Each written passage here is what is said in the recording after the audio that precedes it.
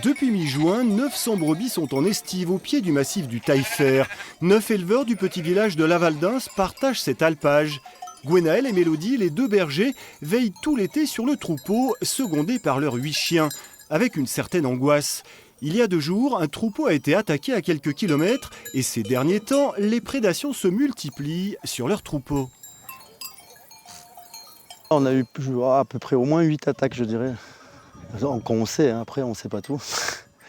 Je l'ai morte, puis c'est le stress de perdre une bête et de l'oublier, parce qu'on sait qu'on aura beaucoup de chances de ne pas la retrouver, quoi.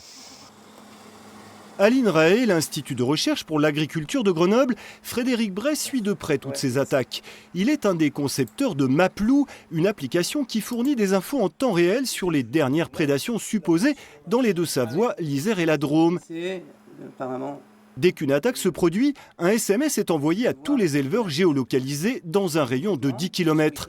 Maplou fournit aussi des éléments chiffrés sur l'évolution de la prédation du loup depuis 10 ans.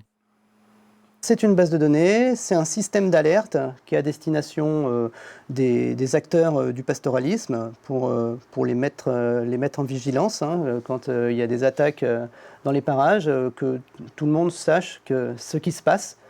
Donc il y a de la transparence et aussi que les gens se connaissent mieux peut-être grâce à ce système.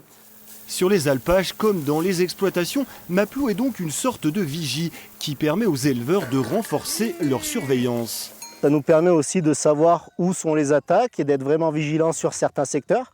Et puis voilà, concrètement, entre nous, on est une grande famille, les éleveurs, les bergers.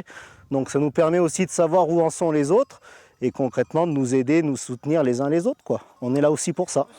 Si bergers et éleveurs ne crient pas tous au loup, l'intensification des attaques ces dernières années démontre une fois de plus la difficile cohabitation entre le canidé et les acteurs du pastoralisme.